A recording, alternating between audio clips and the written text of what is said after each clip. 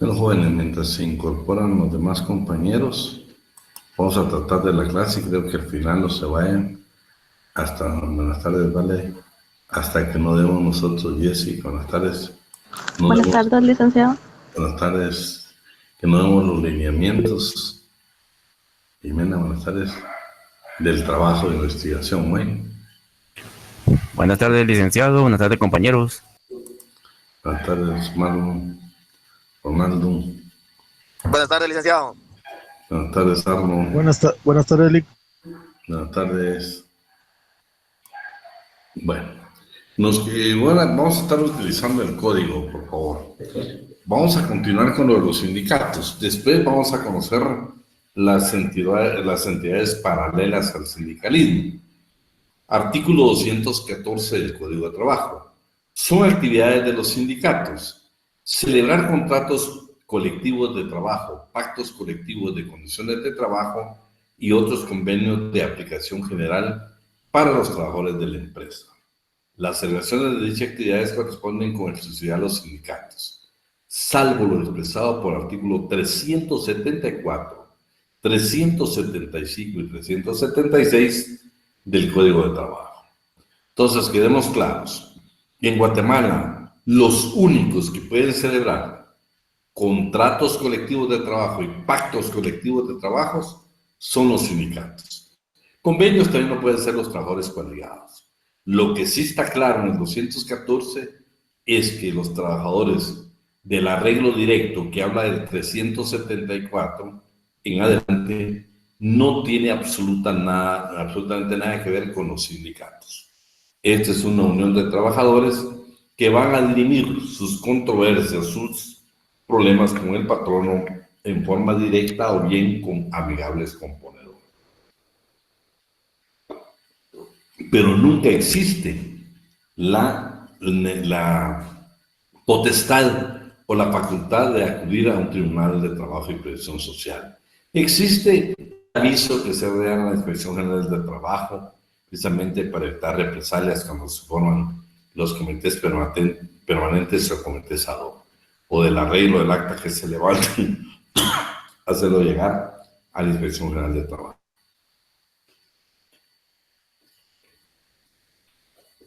Pero en el arreglo directo no hay ningún tipo de participación de los sindicatos. B. Participar en la integración de organismos estatales que permita la ley. Por ejemplo, la propuesta que hacen los sindicatos para integrar el Tribunal de Conciliación o el Tribunal de Arbitraje o bien la Comisión Paritaria del Salario Mínimo. Eso únicamente lo pueden hacer los trabajadores por medio de los sindicatos. Velar en todo momento por el bienestar social, económico-social del trabajador y su dignidad personal. Eso es importante, no es un término general. Bienestar económico-social del trabajador y su dignidad personal. Ese es un respeto a la integridad. Está hablando que el sindicato tiene la responsabilidad que a sus afiliados precisamente le respeten los derechos humanos. Velar en todo momento, crear, administrar o subvencionar instituciones, establecimientos, obras sociales y actividades comerciales que sin ánimo de lucro contribuyan a mejorar el nivel de vida de los trabajadores y sean de utilidad común para sus miembros, tales como cooperativas, entidades deportivas, educacionales, culturales, de asistencia y previsión social, tiendas de artículos de consumo, de aprovisionamiento de insumos e instrumentos de trabajo, las que para su funcionamiento serán debidamente reglamentadas y actuarán con la personalidad jurídica de la entidad sindical. Y aquellas actividades que no están regidas con la ley ni que tengan fines de lucro. Estas son las atribuciones, las funciones generales que tienen los sindicatos. Claro, donde los vamos a ampliar nosotros es precisamente en sus estatutos. El inciso B dice como derechos 4.8: realizar gestiones encaminadas a tener registro de la personalidad jurídica y de sus estatutos. Estos son derechos, ustedes el reconocimiento. Nosotros necesitamos la documentación, ¿para qué? Para el reconocimiento de la persona jurídica del sindicato, la aprobación de sus estatutos y la correspondiente inscripción en el registro público de sindicatos son derechos que le asisten precisamente a los sindicatos. 210 del Código de Trabajo. Los sindicatos legalmente constituidos son personas jurídicas capaces de ejercer derechos y contraer obligaciones.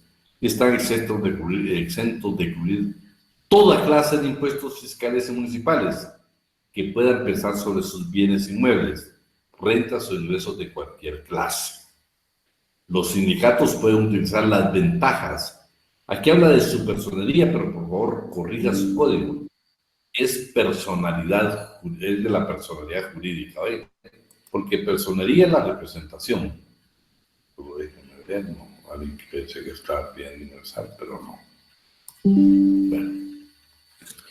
Entonces corrige ahí su código, porque dice que en el párrafo segundo los sindicatos pueden utilizar las ventajas de su personalidad, no, de su personalidad. La personalidad es la representación. No, aquí estamos hablando de los sindicatos. ¿Qué tienen los sindicatos? Personalidad jurídica. ¿Qué tienen sus dirigentes? Personería jurídica. En lo que contribuye a llenar los fines del artículo 206, pero les queda prohibido hacerlo siempre con ánimo de lucro. Los sindicatos legalmente constituidos pueden adquirir toda clase de bienes, muebles e inmuebles, que sirvan para el cumplimiento de sus fines de mejorar las condiciones económicas y sociales de sus afiliados. Esto es importante, a veces solo lo leemos, pero bueno, señores, ¿y qué pasa si se disuelve un sindicato? Ya sea en forma forzosa, legal, en fusión o en disolución voluntaria. ¿Qué pasa con esos bienes? ¿A dónde van a terminar estos bienes? ¿A quién le corresponde? ¿Será que tenemos la potestad de repartirlo entre los afiliados? Tenemos prohibición. Lo vamos a ver más adelante. Solo vamos a ver quién nos está pidiendo la palabra. Dime, Andy. Buenas tardes, Lick. Fíjese que cuando yo estaba en el Ministerio de Trabajo, yo estaba en el área de inventarios. Cuando un sindicato se disolvía, ellos tenían la obligación de devolver los bienes que se le entregaban por medio de la tarjeta de responsabilidad que ellos tenían al presidente del sindicato. Pero ya después de eso se repartían entre los otros sindicatos que se habían formado anteriormente. Solamente. Pero ahí estamos hablando de los bienes que le otorgó el patrono al sindicato. Pero van a haber bienes que son propios del sindicato. Yo te digo, por ejemplo, yo siempre les pongo un ejemplo. Yo no sé si ustedes han tenido cuidado o cuando pasen por ahí. Hay dos lugares donde yo paso continuamente y lo veo. Una de ellos les he dicho de que ahí en la segunda avenida, entre octava y novena calle, si no estoy mal, está precisamente lo relativo a esta mutualista del Porvenir de los Obreros. Y si usted es cuidadoso, creo que antes, no sé si actualmente lo utilizaban para eventos sociales, para bailes. Pero a la par, si usted lee en una puerta grande, arriba dice biblioteca. Si no estoy mal, dice creada en 1896. Imagínense la riqueza que puede haber ahí en cuanto a la parte evolutiva del derecho del trabajo. Debe ser buenísimo. Lamentablemente dice que el horario creo que es de 4 a 6 únicamente para visitarlo. Pero el día que usted tenga acceso, avísenme cómo hacer para tener acceso a esa clase de documentos que deben ser sumamente valiosos.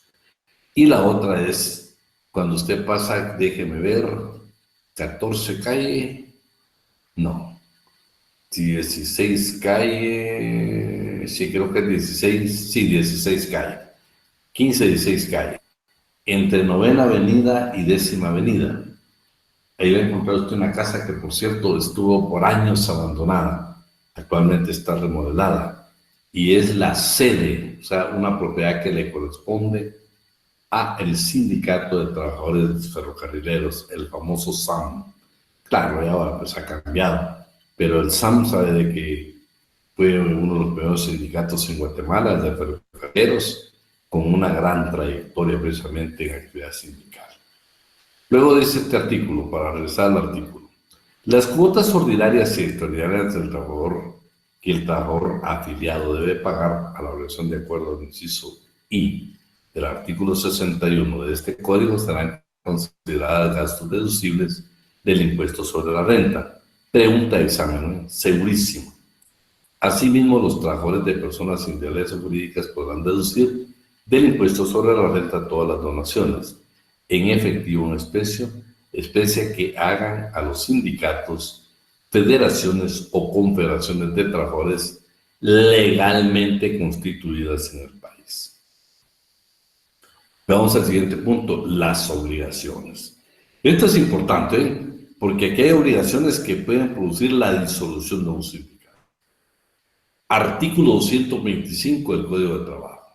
Son obligaciones de los sindicatos llevar los siguientes libros debidamente sellados y autorizados. ¿Por quién? Ya su código haga la anotación. Es por la Dirección General de Trabajo. ¿Cuáles son esos libros? De actas y acuerdos de Asamblea General, de actas y acuerdos del Comité Ejecutivo, de registro de socios, dice aquí. No, de este registro de afiliados y de contabilidad de ingresos y egresos. ¿Quién autoriza todos esos libros para el sindicato? La Dirección General de Trabajo. Si yo en el examen le anoto Departamento Administrativo de Trabajo y Dirección General de Trabajo, le anticipo que aún en revisión de examen la tendría mala, porque el Departamento Administrativo de Trabajo ya no existe actualmente en la Dirección General de Trabajo. B. Extender recibo de toda cuota a cualquier otro ingreso. Los taloneros respectivos deben estar sellados y autorizados por la Dirección General de Trabajo. C. Proporcionar los informes que soliciten las autoridades de trabajo, siempre que se refieran exclusivamente a la actuación de los sindicatos, no a la de sus miembros en lo personal. Comunicar a la Dirección General de Trabajo dentro de los 10 días siguientes de la respectiva elección los cambios ocurridos de su comité ejecutivo y consejo consultivo. Enviar anualmente a la Dirección General de Trabajo un padrón de todos sus miembros, que debe incluir sus nombres y apellidos, número de DPI, sus correspondientes profesiones u oficios, o si se trata de sindicatos de patronos, de la naturaleza de las actividades económicas que como tales desempeñan. Solicitar a la expresada dirección dentro de los 15 días siguientes a la celebración de la Asamblea General que acordó reformar los estatutos, que se aprueben las enmiendas a los mismos, que sean procedentes. Y G. Publicar cada año en el diario oficial un estado contable y financiero de su situación que comprenda con la debida especificación el activo y el pasivo del sindicato. Prohibiciones. ¿Quién me apoya con darle lectura al artículo 208?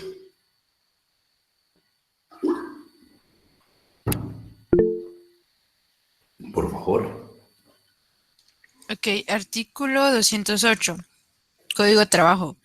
Prohibiciones. Se prohíbe a los sindicatos conceder privilegios especiales a sus fundadores, personeros, ejecutivos o consultores, sea por razón de edad, sexo, antigüedad u otra circunstancia, salvo las ventajas que sean inherentes al correcto desempeño de cargos sindicales. Bueno, veamos hoy en los 110, segundo párrafo. Los sindicatos pueden utilizar las ventajas de su personalidad en todo lo que incluyen sus fines del artículo 206, pero le queda prohibido hacerlo con ánimo de lucro. Esa es otra prohibición que se tiene. Cuotas sindicales. ¿Sí? Dice, la base económica del sindicato la constituyen los ingresos que perciben en concepto de cuotas de afiliados. Dichas cuotas serán ordinarias y extraordinarias, donaciones nacionales e internacionales. ¿Estás en clase, Rosita?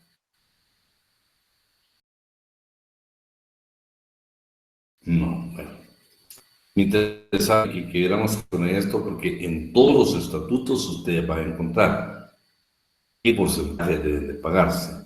Esta es una norma general que tiene precisamente el Ministerio de Trabajo. Permítame, alguien quiere entrar. Dice, vamos a ver quién quiere entrar a la clase. Shirley, ya quería entrar, ya no quiso entrar. Bueno, se arrepintió. Bueno, la cuota ordinaria será del 1% del ingreso mensual devengado por cada afiliado, la que deberá ser pagada al secretario de Finanzas. Las cuotas extraordinarias deberán ser acordadas por la Asamblea General y no podrán ser mayor de la cuota ordinaria. Y no podrán decretarse más de 4 cuotas extraordinarias en el año. Esa es una prohibición. En ambos casos, la Secretaría de Finanzas queda obligada a extender los recibos correspondientes, debidamente autorizados por la Dirección General. ¿Cómo se deben distribuir? Los gastos de administración deben ser un 40%, de previsión social un 30%, que por cierto, en época de pandemia, muchos sindicatos precisamente colaboró con sus afiliados al entregarles su kit de prevención o de desinfectantes que tenían para proteger a sus afiliados. Para propaganda, educación, cultura y deportes el 20%, y siempre se va a reservar un 10%. Acuérdense que este es sumamente importante. Los gastos de inversión deben fijarse en el presupuesto elaborado por el Comité Ejecutivo, que va a ser presentado a consideración de la Asamblea General cada año. La Asamblea debe de aprobar este presupuesto con modificaciones si lo estiman conveniente. Las derogaciones por el Secretario de Finanzas y autorizadas por el Secretario General, aquí sí es la coordinadora, ya se la tenemos que dejar entrar. Las erogaciones hechas por el Secretario de Finanzas y autorizadas por el Secretario General, respetando siempre las sumas fijadas en el presupuesto anual. Por lo tanto, su periodo de ejecución y o fiscal será, ¿de qué fecha? Del 1 de enero al 31 de diciembre de cada año. Los gastos de inversión deben fijarse la cuota que el sindicato deberá pagar a la federación a la cual pertenezca. Esto también tiene que venir como un gasto de administración en el presupuesto. Veamos hoy las sanciones. Veamos artículo 213 del Código de Trabajo. ¿Alguien que nos apoye con la lectura?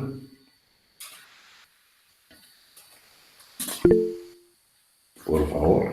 Yo, licenciado, 213, Código de Trabajo. Son penas impunibles a los sindicatos. A. Multa cuando de conformidad con este código se hagan acreedores a ella. Y B. Disolución en los casos expresamente señalados en este capítulo. No obstante lo anterior, los miembros del Comité Ejecutivo son responsables personalmente de todas las violaciones legales o abusos que cometan en el desempeño de sus cargos. Se exceptúan de responsabilidad en las decisiones tomadas por la Asamblea General o el Comité Ejecutivo, aquellos de sus miembros que hubieran razonado su voto en contra de la decisión tomada. Bueno, ya estamos entonces. ¿Qué penas se le ponen a los sindicatos? La multa y la disolución.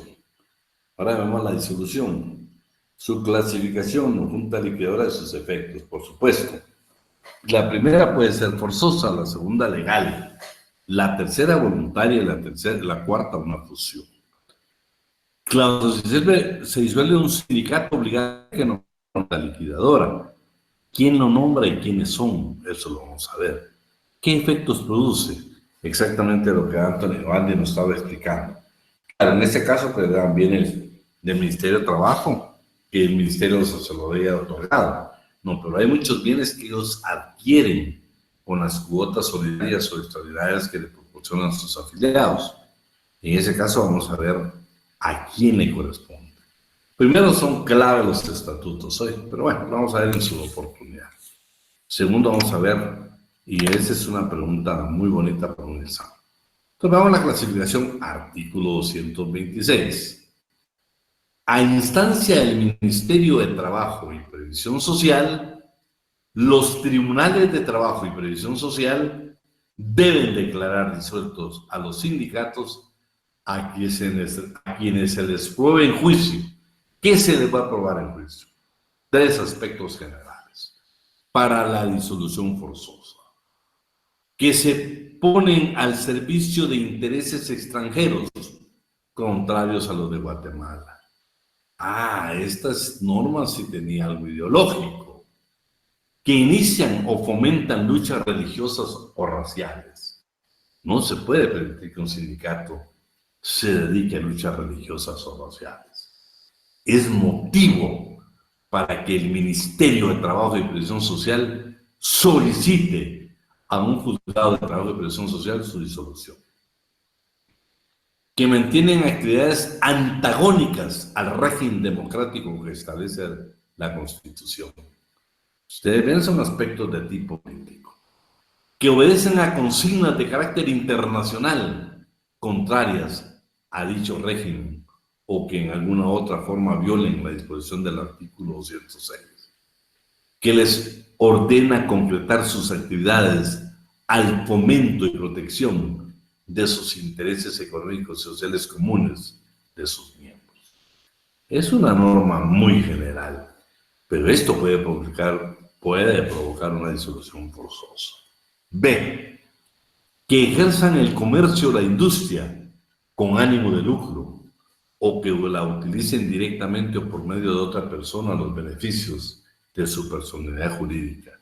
Las franquicias fiscales que les otorga el presente código les concede para establecer y mantener expendios, las bebidas alcohólicas, salas de juego, prohibidos u otra actividad reñidas con fines sindicales.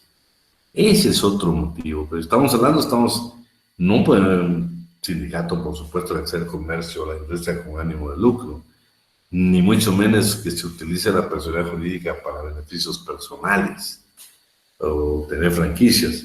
Al estar exentos de toda clase de impuestos, imagínense que yo sea el secretario general y yo quiera comprar un vehículo y diga, por no pagar el IVA, lo voy a decir que el sindicato pueda comprar el vehículo a su nombre y posteriormente, pues, al transcurrir los años, yo lo pueda transferir a mi nombre.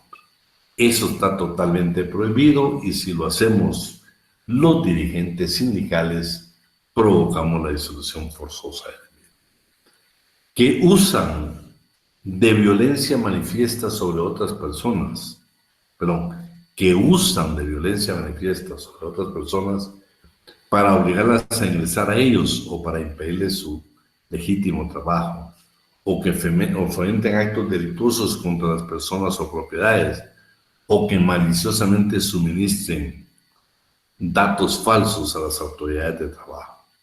En los casos que prevé este último inciso, queda salvo a la acción que cualquier perjudicado notable cuando se le aplique a los que resulten culpables de acciones penales correspondientes.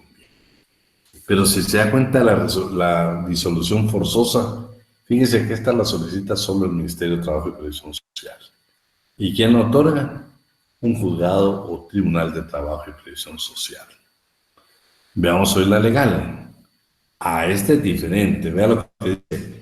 El organismo ejecutivo, por conducto del Ministerio de Trabajo y Previsión Social, debe solicitar ante los tribunales de trabajo la disolución de los sindicatos en los siguientes casos. Cuando tenga un número de asociados inferior al mínimo legal, 20 en caso de trabajadores, 5 en caso de patronos.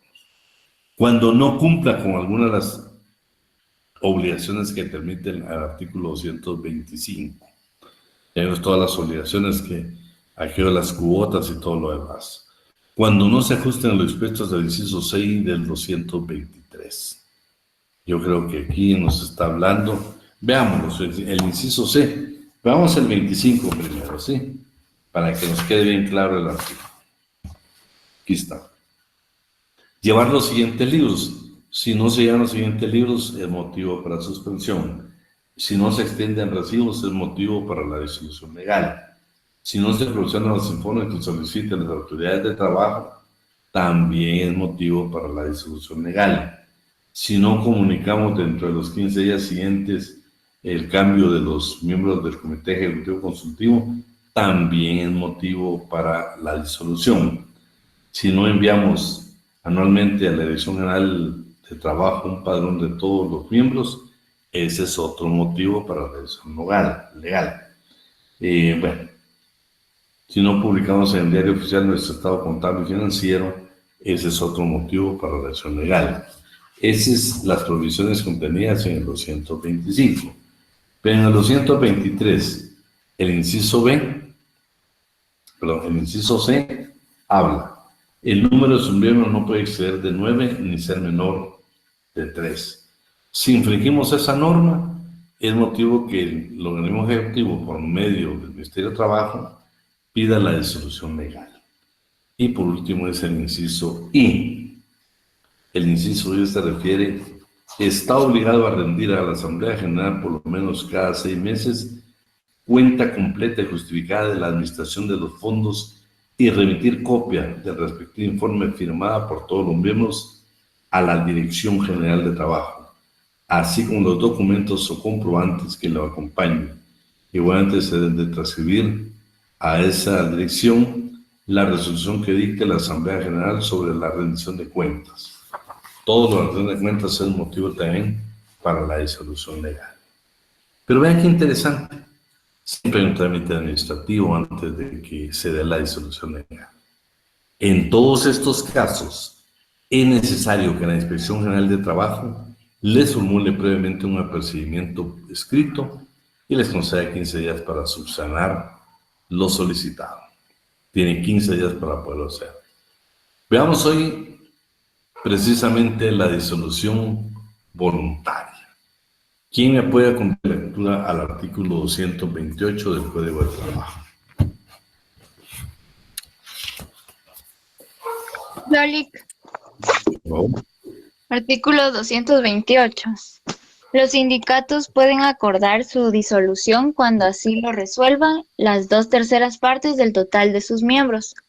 En este caso, la disolución debe ser comunicada por el Comité Ejecutivo al Departamento Administrativo de Trabajo, junto con una copia del acta en que se acordó la disolución, debidamente firmada por todos sus miembros. En cuanto ese departamento reciba dichos documentos, debe ordenar la publicación de un resumen del acta por 3 veces consecutivas en el Diario Oficial.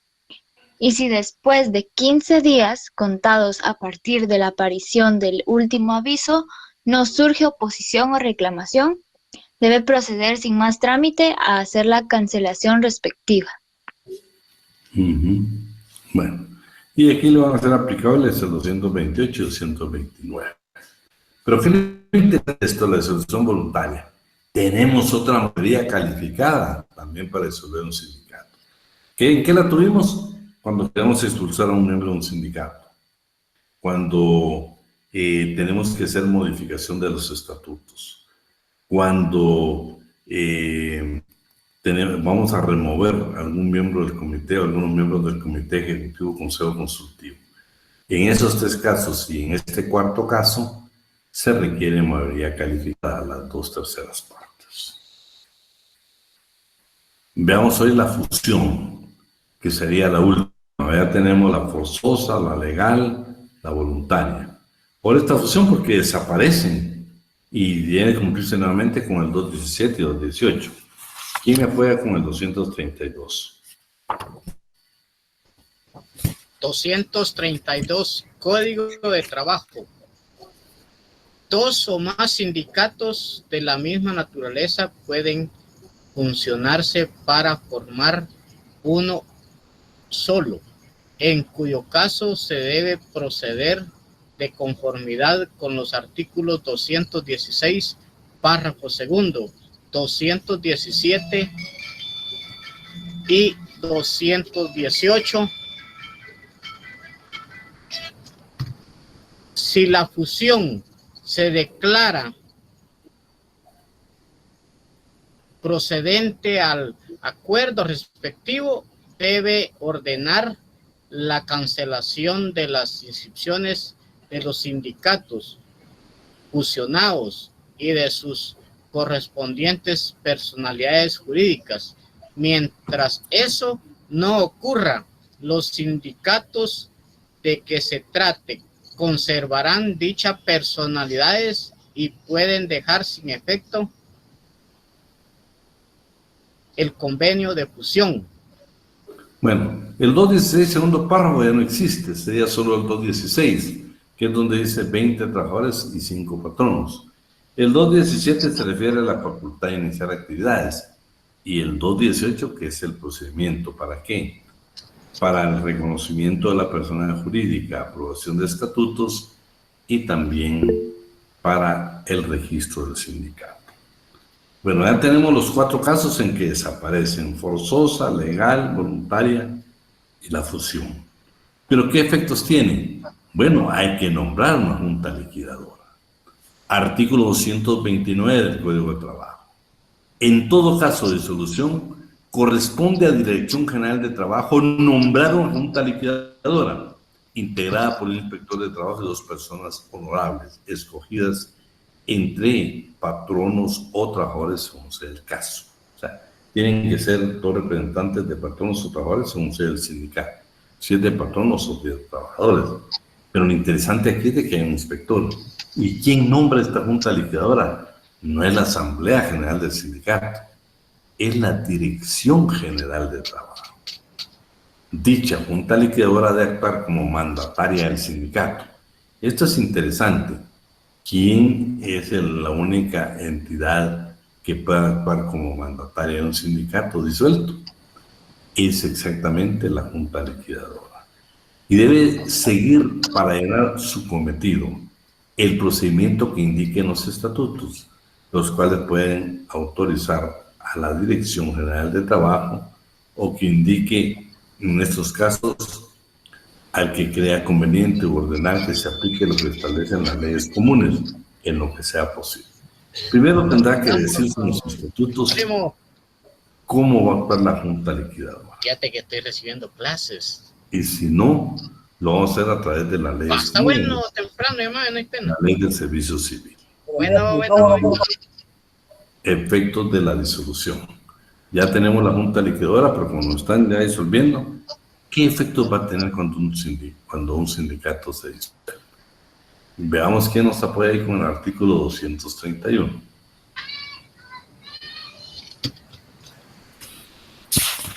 Veremos. 231.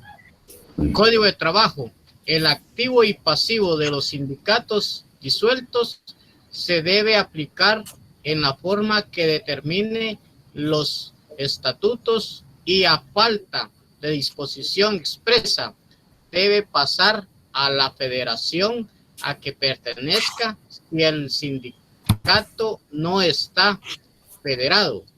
La Asamblea General puede disponer entregar su capital líquido a otra organización sindical que ésta estime conveniente, o el mismo pasará al Estado para ser aplicado para fines de alfabetización. Bueno, vean pues, si los estatutos no dicen dónde debemos de aplicar el capital líquido, dice, si los estatutos indican, pues nosotros vamos a indicar. Lo que sí no podemos es repartirlo. Va a pertenecer primero, si no dicen nada los estatutos, nos vamos a lo que dice el 231. Tiene que corresponderle ese capital líquido, ese activo del sindicato, le queda a la federación en que pertenezca. Pero si tampoco se dice nada, entonces ya la Asamblea General de este sindicato disuelto va a disponer a quien entregárselo y solo se lo puede entregar a otro sindicato. Pero resulta que tampoco procede. Entonces dice que el mismo pasará al Estado. ¿Para qué? No para fomentar el sindicalismo, para fines de alfabetización. El patrimonio del sindicato se destina exclusivamente para la consecución de sus fines y objetivos. Le va a quedar siempre prohibido distribuir entre sus afiliados utilidades, dividendos, excedentes o cualquier otro tipo de legado. Segundo caso, ningún miembro del sindicato podrá alegar derechos sobre bienes de este, aunque deje de pertenecerle a él o él mismo se disuelva. No podemos alegar de que yo di tantas cuotas y ahora a mí me corresponde. No se puede. La ley no lo permite. Nulidad de los actos y contratos.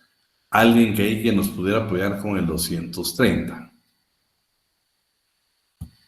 Buenas noches, licenciado. ¿Puedo leer? Por favor. Dice artículo 230, Código de Trabajo. Son nulos ipso juris los actos o contratos celebrados o ejecutados por el sindicato después de disueltos, salvo los que se refieren exclusivamente a su liquidación.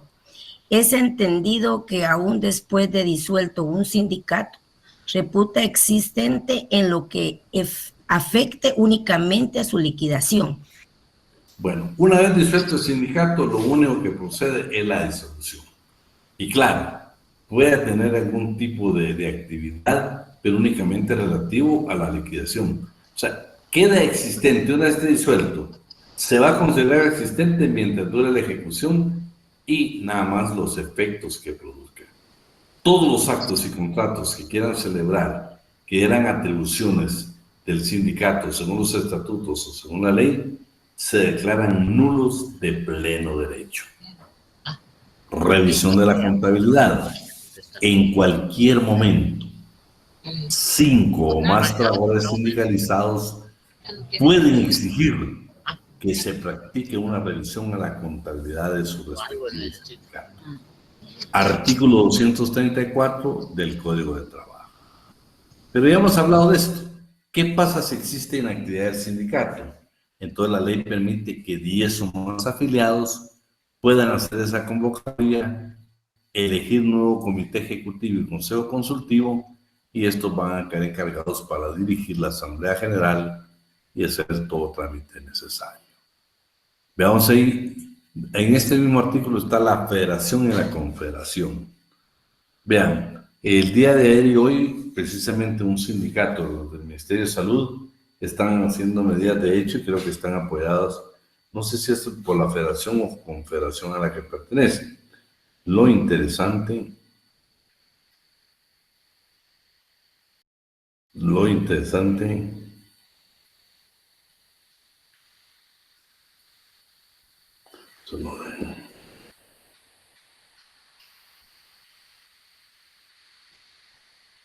bueno, le digo, estábamos en los 134. Lo interesante que sucede es que es el sindicato y está apoyado por una federación que son los del Ministerio de Salud. Creo que el día de ayer y hoy precisamente en esa posición. Pero vamos que es el 233 que nos habla de la federación y confederación. 4 o más sindicatos de trabajadores o de patronos pueden formar una federación. Y 4 o más federaciones de aquellos, o sea, sindicatos de trabajadores o de patronos, pueden formar una confederación. Las federaciones y confederaciones pueden ser de carácter nacional, regional o por ramas de producción y se rigen por las disposiciones de este título en todo lo que les sea aplicable. El acta constitutiva de las federaciones y confederaciones debe expresarse, además de que los indica el inciso B, C y D del artículo 220, los nombres o domicilios o vecindarios de todos los sindicatos fundadores que la integran, así como el número de inscripciones de los mismos y sus estatutos. Fuera del acuerdo del artículo 221, deben determinar la forma en que los sindicatos que lo componen van a estar representados en las asambleas generales. Las confederaciones, ya hablamos que 4 federaciones conforman una confederación. Pero ¿cuál va a ser la base legal para que esa federación o confederación pertenezca a una organización de carácter internacional? Eso es interesante, porque para eso nos tenemos que ir precisamente al convenio número 87 de la Organización Internacional del Trabajo sobre la libertad y protección del derecho de sindicación.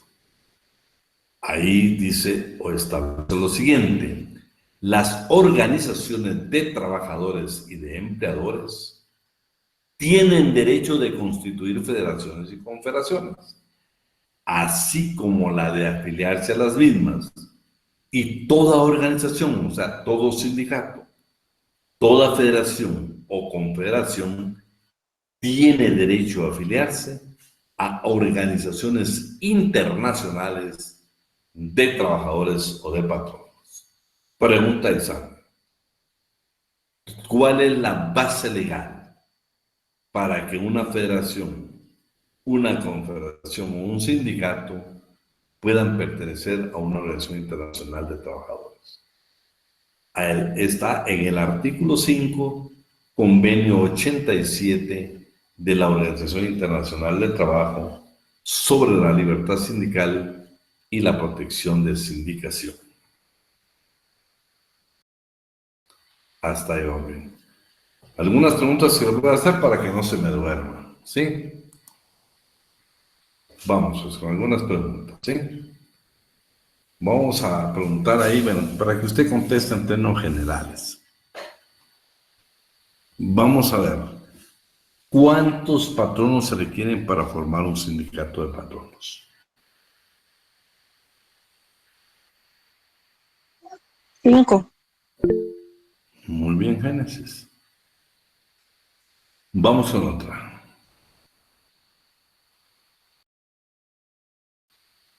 ¿Qué clase de disolución se da cuando únicamente el sindicato tiene, bueno, cuando el sindicato tiene 2 miembros del comité ejecutivo?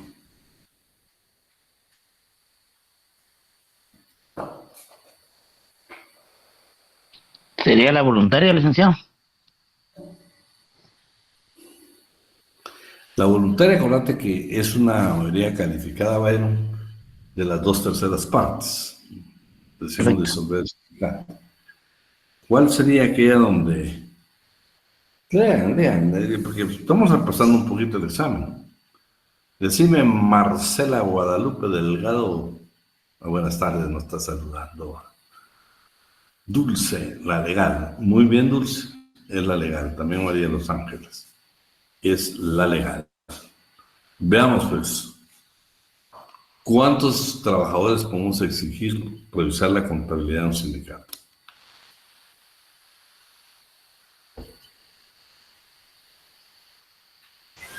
¿5 o más trabajadores, licenciado?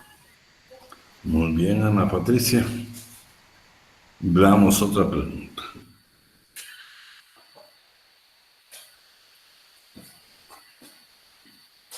Base legal para que una confederación, una federación o un sindicato pertenezca a un organismo internacional.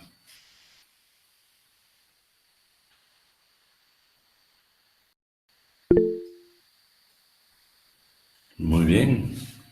Dime, Pati.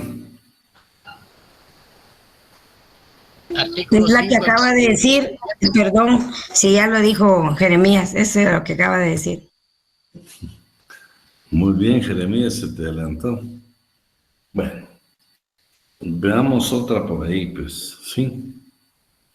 ¿Qué es un sindicato blanco? El sindicato blanco, licenciado, creo que es el que corresponde a sobrepatronos.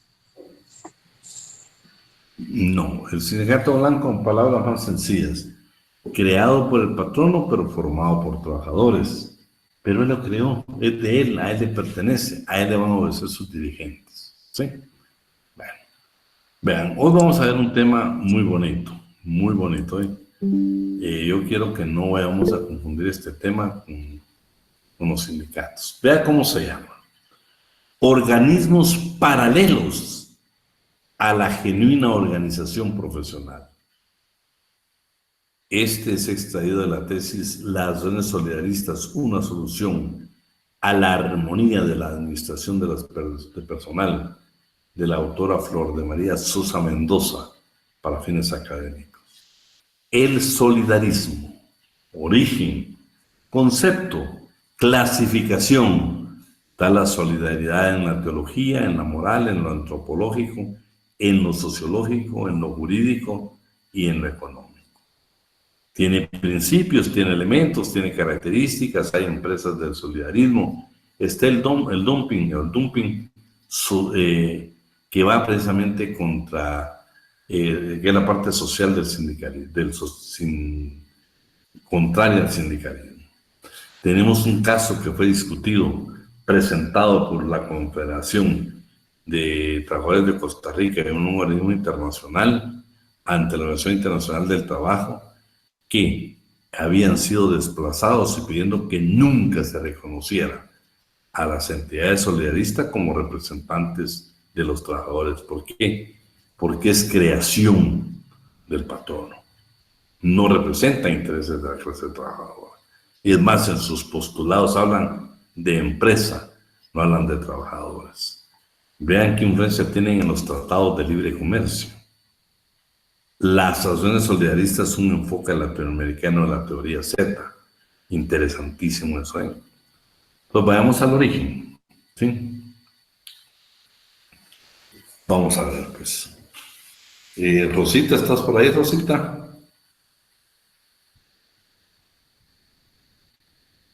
Rosita, como se nos conecta y se nos desconecta. Aquí estoy, licenciado, aquí estoy. Buenas noches. Este tema... Y yo me gané mi papelería de la moto, pero ahorita dice que no hay multas. Y me dieron las 2 boletas de 400. Compañero Rodrigo, apague tu micrófono. Ahí estamos. Yo sé que a veces se nos enciende, me encendido. Vamos a ver el origen. Vamos a ver el primer periodo, la etapa de la gestación. Vamos a ver el segundo, que es precisamente... Bueno, vamos a ir viendo las etapas, ¿sí? La B, que es según la etapa del estancamiento, y la última va en Costa Rica, que es el tercer periodo, etapa de reconstrucción y consolidación, de 1971 a los 81 en adelante. Entonces, vean esto, qué crítica. La edad es hermosa, pero que la veamos desde el punto de vista de los trabajadores. En diciembre de 1947, 3 meses antes de iniciarse el conflicto armado en Costa Rica, de 1948, la famosa guerra civil que sucedió en Costa Rica, como también se dio en Guatemala.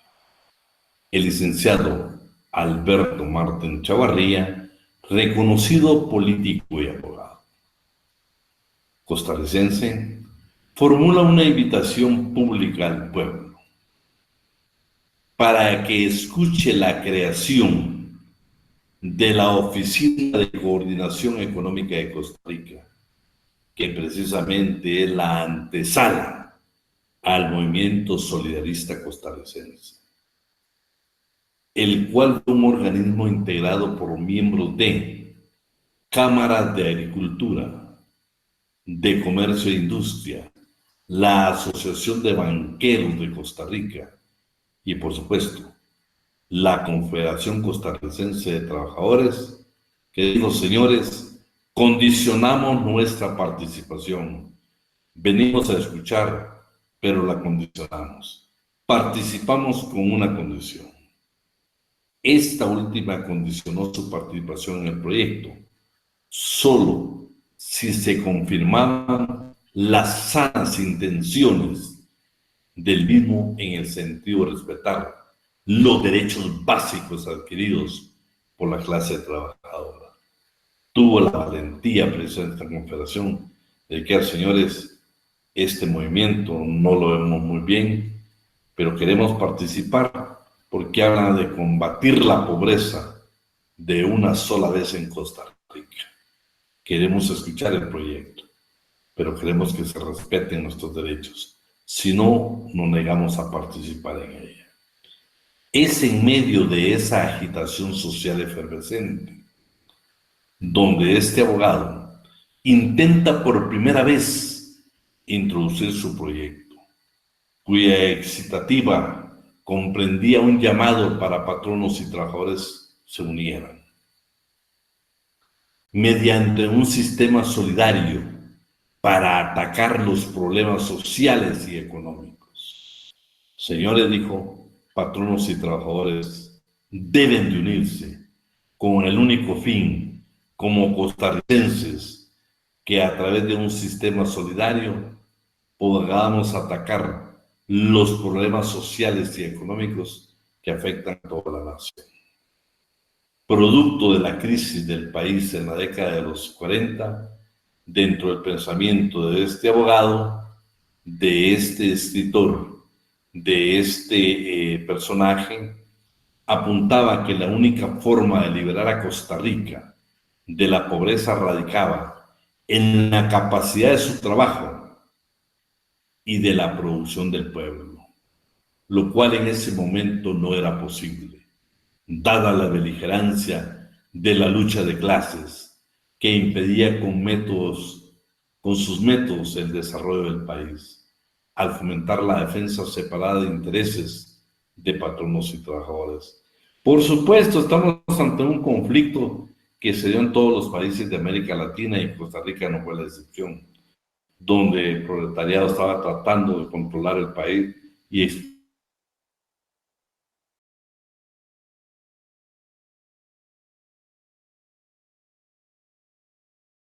pero vean lo que sucedió. Lo que el plan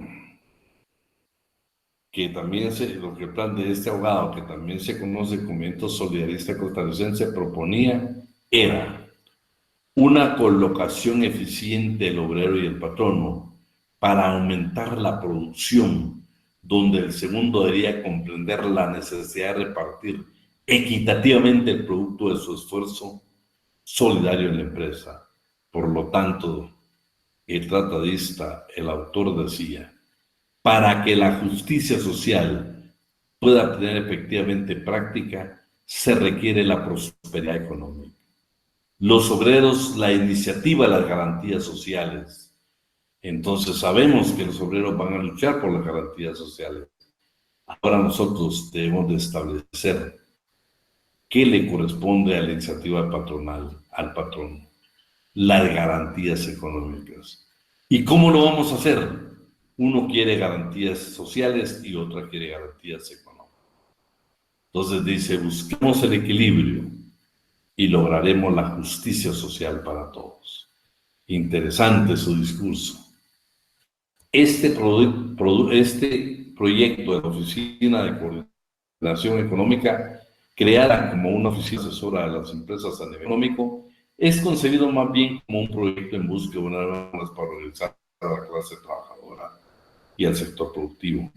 De ahí que se convierte en un plan económico integral. El propósito era buscar la eficiencia y la cooperación, como resultado de ambos la riqueza. O sea, quería riqueza para el patrono y también para el trabajador. La filosofía económica es la solidaridad y condena la lucha de clases por razones éticas y eficiencia. Aunque no defiende ni a patronos ni a trabajadores como clases ni como individuos, sino que protege a la empresa como una institución única de unidad económica, como fuente de producción que ambos reciben riqueza. Esa era la filosofía. Aparentemente decir, señores, nosotros vamos a buscar la unidad económica. Vamos a dejar todo lo relativo a la lucha de clases. No vamos a defender a patrón y trabajador. Juntos podemos crear una unidad económica que sea más empresa y va a producir riqueza tanto para el trabajador como para el patrón. Todo se escucha excelente. Alguien que me ayude únicamente lo subrayado. ¿Puedo leer yo, licenciado? Por favor. Dice, las dos primeras asociaciones solidarias de empleados nacen en la librería López y en la fábrica de chocolates El Gallito, siendo el ahorro solidarista en el primer año de funciones. En la librería López de 25,000 colones. Espérate ahí. Para efectos de exámenes, las dos primeras acciones solidaristas fue la librería López y la fábrica de chocolates El Gallito, que por cierto creo que hasta la fecha existe esa fábrica, tal vez con otro nombre, pero el producto aún en Guatemala lo siguen distribuyendo. Y vean, en la librería López se creó realmente la función solidarista, porque ahí es un aporte económico del patrono entre los trabajadores y lograron tener 25,000 colones. Pero vamos a sus objetivos. ¿Cuáles son sus objetivos? Solo subrayado, por favor. Está bien. Aquí donde dice trabajar por la armonía, ¿verdad? Sí, por favor. Trabajar por la armonía y cooperación de patronos y trabajadores dentro de un espíritu de solidaridad para lograr el aumento de la producción y su equilibrio reparto dentro de normas de eficiencia económica y justicia social. Espérate. Estos son sus objetivos. Aumento de la producción y el equitativo reparto. Pero es que eso es relativo. Vean, no. Cuando es que lo patrono otro. De ahí fue esa cosita que dado tan producir, buscaron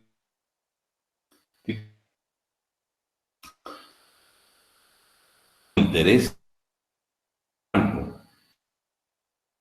Entonces, producirlo. Estamos hablando vamos todo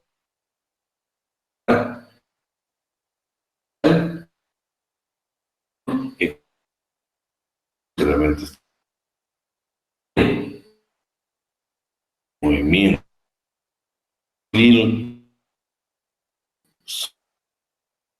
ahora tratando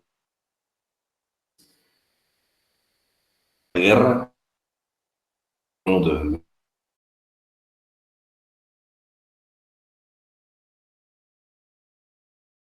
vamos a dar cuenta que aquí esto se traduce en aportes de carácter económico, ¿sí? Inclusive vamos a ver de que para la creación de empresas, para que en las empresas nosotros los trabajadores, a través de acciones solidaristas que están creadas por patronos y trabajadores, podamos comprar empresas, podamos comprar acciones. Vamos a ver una aerolínea ahí que le vendió acciones a la empresa solidarista, pero vamos a ver también cómo interviene a nivel mundial hablando de la capitalización universal y la capitalización propia de Costa Rica, pero cómo lo llevaron al seno de Estados Unidos y de Panamá. Pero bueno, vamos a continuar. Por favor, donde dice la mecánica. Muy bien. La mecánica, Sofía, según su autor, consiste en una donación que realizan los patronos de un porcentaje del total de las planillas que se deposita en un fondo de ahorro a favor de los trabajadores. A estos, a su vez, aportan una cantidad similar, creando con ello un patrimonio económico, una acumulación individual que eleva el nivel de vida del trabajador. Fíjate, pues ya estamos claros. ¿Sí? Continuamos, únicamente lo sobresaltado. Muy bien. El pensamiento, ¿puede bajar un poquito, licenciado? Ahí está. El pensamiento liberal refleja al darle a la clase capitalista privada la dirección de las transformaciones del sistema, que no riñen con la libertad de empresa ni con el derecho de propiedad privada. Y el pensamiento se refleja al tomar algunos principios de la moral que debe cumplir la empresa capitalista en la sociedad, es decir, la función social de las empresas, eliminando con ello los abusos del sistema al explotar al trabajador. Bueno, lo que pasa es que aquí estamos hablando de que la Iglesia Católica tiene una participación increíble. Veamos aquí donde estamos hablando de ese convenio que hicieron, porque dan títulos con interés. Vean cuánta plata llegaron a... porque Costa Rica sigue siendo un movimiento muy fuerte. Veamos qué dice lo siguiente, en 1956. Creo. En 1956 se funda la Corporación Solidarista, organismo fundado en la capital del órgano financiero del movimiento solidarista costarricense, el cual vendía a las empresas afiliadas y al público títulos con interés garantizado del 4% anual. En la medida en que los fondos económicos solidaristas crecían, la Unión Solidarista Costarricense resolvió firmar un convenio con el Banco Nacional de Costa Rica, en el que en este se comprometía a administrar los fondos de la Asociación Solidarista de Empleados. A estas, a su vez, a estimular los depósitos en el Banco Nacional, ya que este protegía los ahorros solidaristas y fomentaba el ahorro, gracias a los beneficios e intereses que ofrecía. Ahorita qué interesante, ¿no? Llegaron hasta manejar tanta plata que hicieron un convenio con el Banco Nacional de Costa Rica. Para que la compañera descanse, ¿quién nos apoya ahí? Y es el segundo periodo, la etapa. Aquí lo que les hablo de la capitalización universal, pero también le hablan de la capitalización laboral. ¿Cómo llegaron hasta el presidente? ¿Cómo se metieron en el intercambio de productos? Para cómo crear un impuesto que debería de ser trasladado a las acciones solidaristas para que éstas crecieran y efectivamente el trabajador aparentemente obtuviera riqueza. ¿Alguien que nos apoye aparte de la compañera para que descanse? La difusión del planteamiento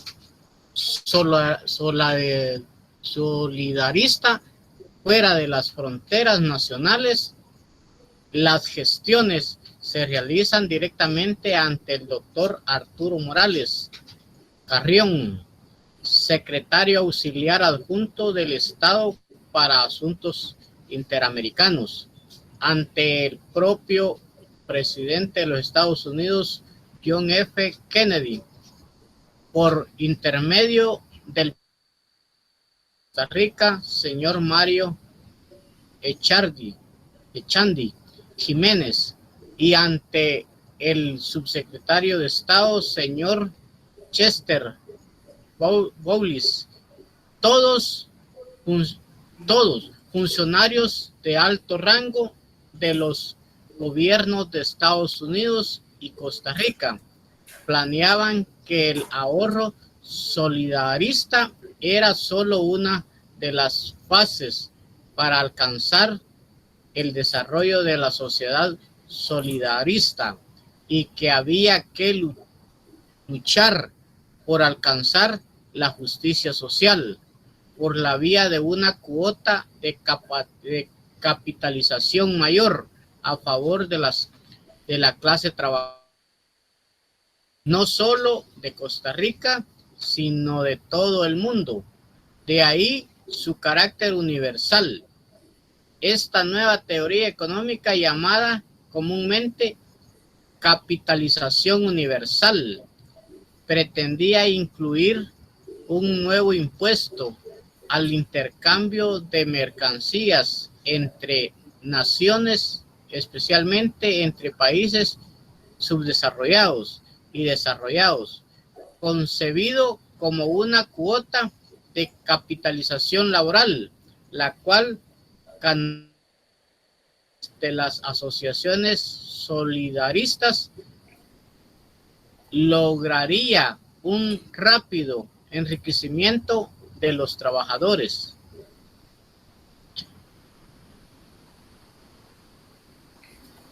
Martín dice, no está completa, tal vez puede subir para poder leerlo.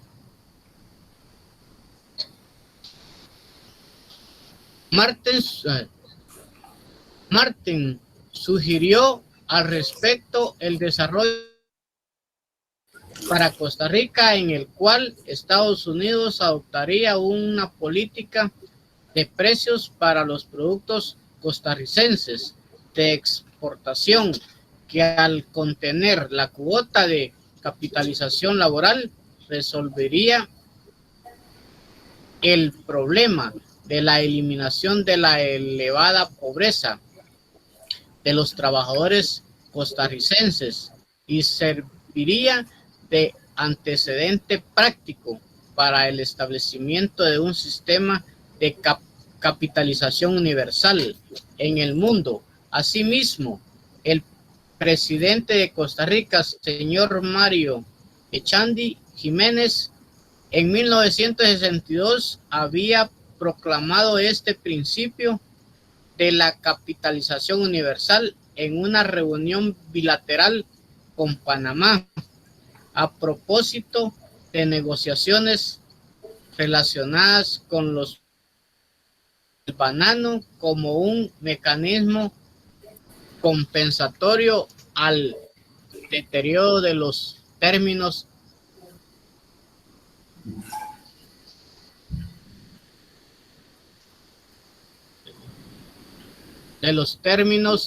de intercambio. En julio de 1961 aparece el Pacto Acción Sindicalista, que pretende representar a los trabajadores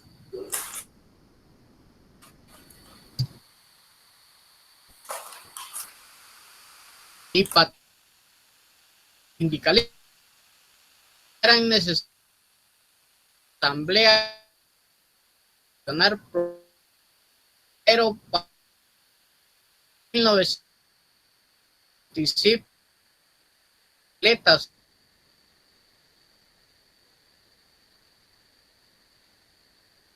debido a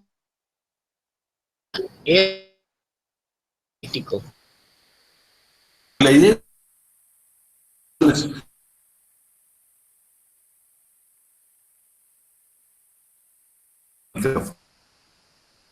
y que fueron impuestos entidades capital.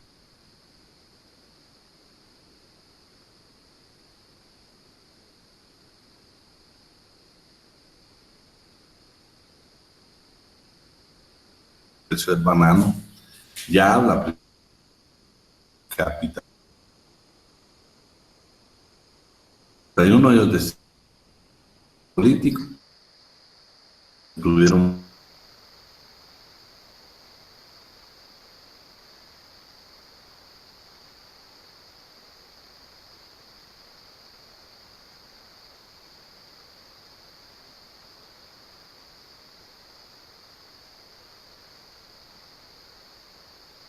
en los famosos sindicatos mixtos, patronos y trabajadores incluidos en un mismo sindicato, por ejemplo, de trabajadores.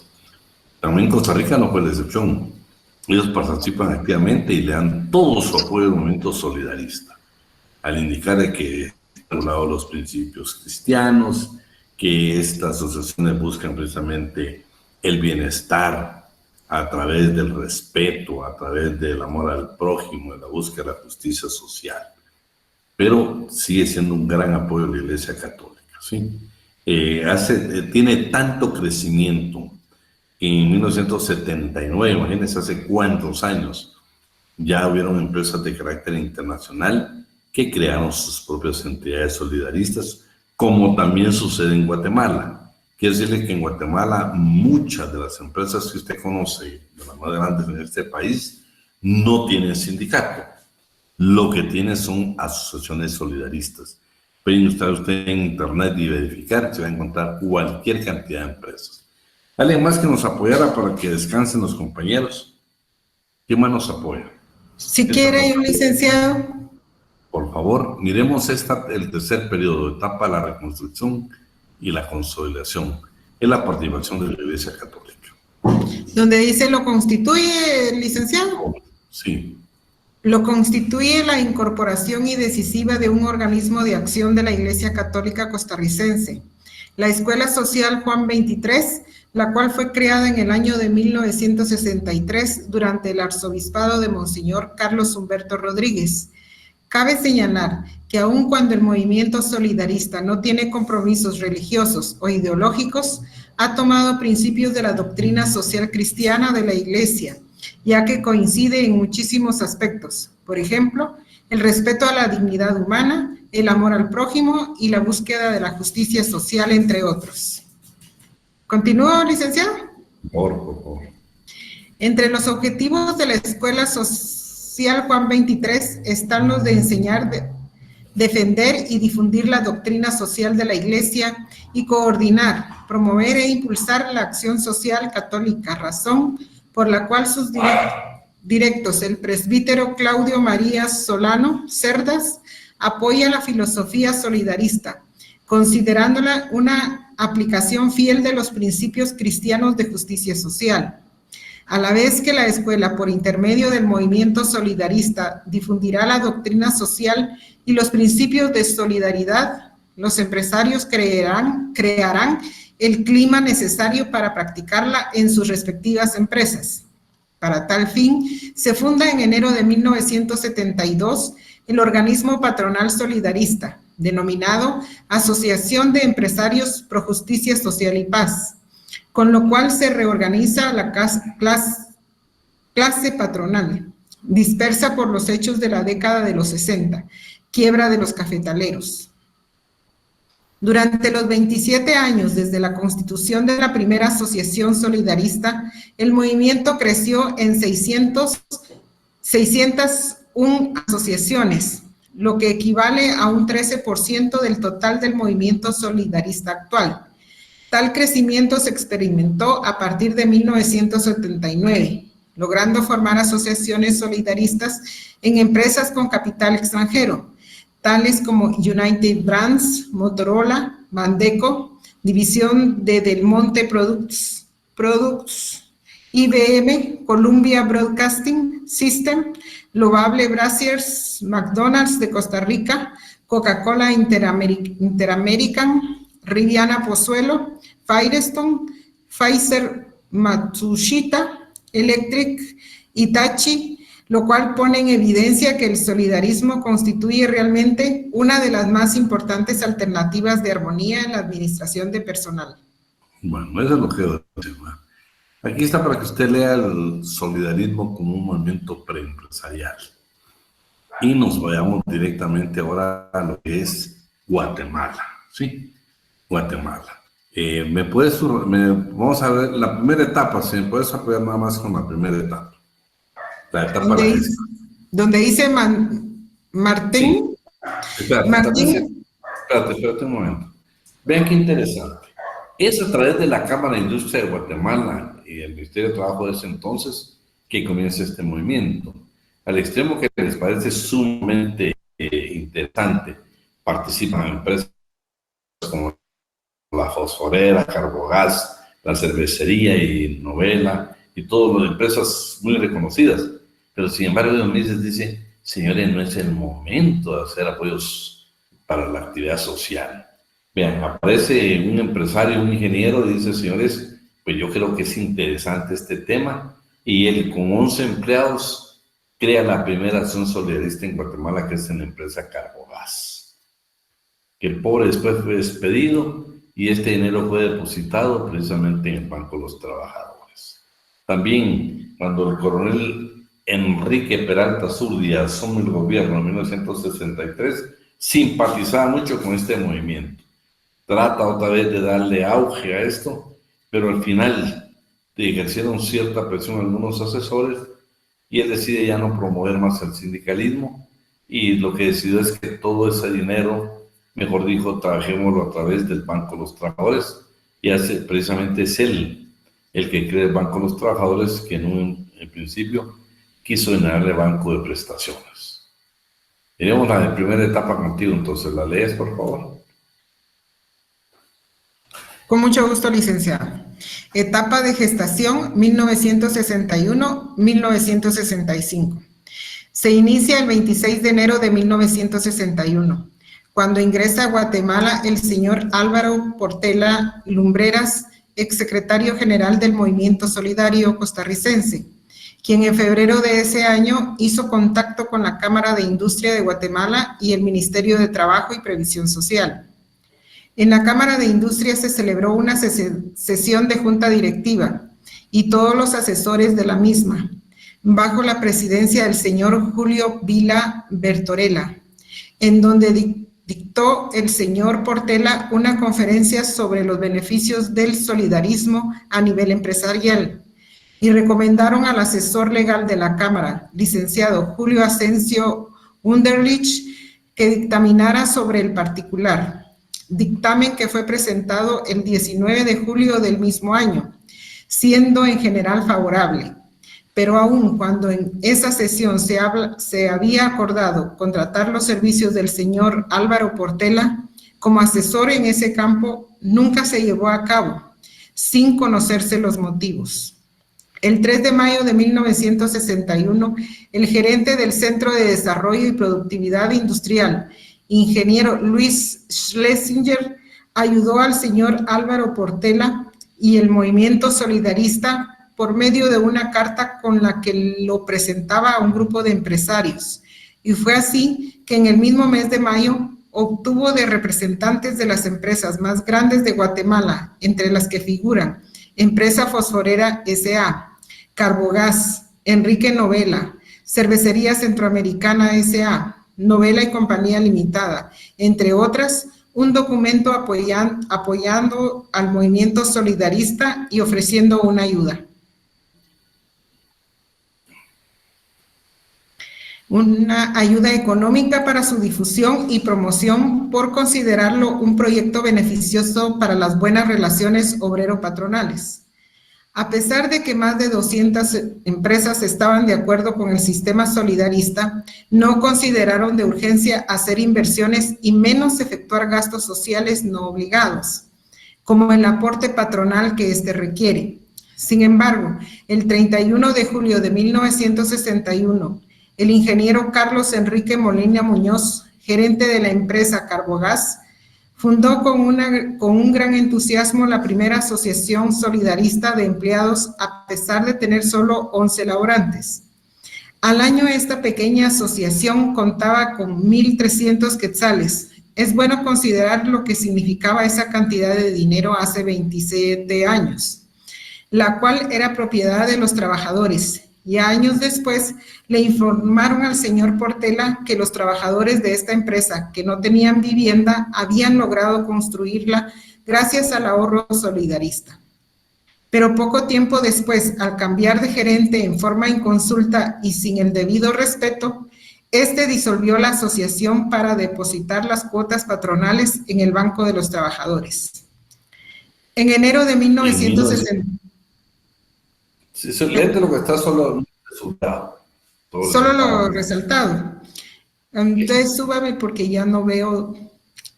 Gracias.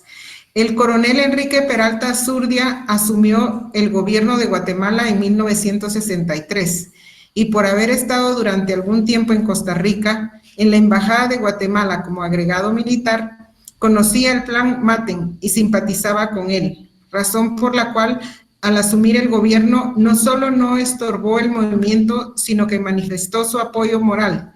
De ahí que a través del señor Félix Montes Córdoba y el coronel Carlos Bielman, gerente del comisariato del ejército, trataron de poner a funcionar el solidarismo en este centro, sin llegar a lograrlo por motivos que se desconocen. Debido a la influencia que ejercieron los asesores del coronel Peralta Zurdia, y este dejó de ayudar a promover el solidarismo en Guatemala y en cambio se decidió por la creación del Banco de Trabajadores, que en principio se pretendió llamar Banco de Prestaciones. Bueno, para efectos de clase vamos a dejar hasta ahí para que usted pues vea lo interesante que es este tema, ¿va? Estos son organismos paralelos que nacen con el sindicalismo, O sea, muchos en Guatemala, si se dan cuenta, el sector empresarial, pues muy interesado en este sistema. Claro, no ha funcionado como funciona en Costa Rica, porque no ha habido una disposición legal muy atinada en Guatemala. Bueno, nos vamos a tomar en cuestión unos 3 minutos. En cuanto al trabajo, por favor. El trabajo, fíjense que hoy expuso un grupo que por favor en Classroom yo le estoy enviando la exposición de este grupo sobre el pacto colectivo de condiciones de trabajo de la Universidad de San Carlos de Guatemala y los trabajadores, una muy buena exposición que ellos hicieron. Y entonces eso pues nos hizo nosotros lastimosamente el tiempo, ni cuenta me diste, es que el miércoles tenemos ya el examen. Entonces eso es un problema serio para nosotros. Necesito que esté en la otra clase urgentemente porque lo que yo no soy y lo que faltan son programas, es un punto de programa que hay que evaluar. Pero también lo voy a evaluar de la presentación que hizo el grupo de la sección I, el grupo número 1. Eso hoy yo creo que ya está, puede revisar, se los envía a Classroom para que ustedes puedan bajar esa clase, que también va a ser sujeto a evaluación, ¿sí? Por favor. El trabajo va a consistir, ellos dieron una pauta. Usted tiene, por ejemplo, el pacto colectivo, pensemos del Instituto Guatemalteco de Seguridad Social. Yo quiero que usted, en base a los pactos que se hicieron en esa empresa, porque tiene que haber un poco de investigación, de lo que dice la ley del servicio civil, lo que dicen las disposiciones del Instituto Guatemalteco de Seguridad Social, lo que dice el Código de Trabajo, en todas estas disposiciones legales, incluyendo los tratados y convenios internacionales, hay beneficios o garantías mínimas o derechos mínimos de la clase trabajadora. Entonces yo quiero que usted y su grupo, que son 10, me haga 10 innovaciones. Por ejemplo, el grupo de Byron Diegues puede ver ahí, y él tiene determinado pacto, que ahí, por ejemplo, se habla, se pudiera estar hablando de que en el momento de enfermedad, por ejemplo, el trabajador, una solicitud que el trabajador tenga derecho a estar en una enfermedad terminal 7 días o 5 días con la esposa con goce de salario, o al inverso, si es el enfermo, que la esposa, si es trabajadora, que tenga ese derecho. Yo lo que quiero es que usted me ofrezca 10 garantías mínimas que va a superar cualquier tipo de disposición, pero siempre y cuando esas sean aceptadas por el patrono. ¿Qué quiere decir? Que sean viables, pues. Usted no me puede poner ahí, licenciado, yo creo que en el pacto colectivo debe existir de que nos den a nosotros una laptop para todos los trabajadores. Eso no es posible. Esa no es reivindicación de carácter, no es una de carácter social. Esa lo ofrecieron los políticos, ¿va? No va a mencionar usted ofrecimientos políticos que no se pueden cumplir. Primero, porque no alcanza el presupuesto. Segundo, que no hay fundamento. ¿Por qué quiero que en el video de este grupo se armó discusión entre representantes de patronos y trabajadores?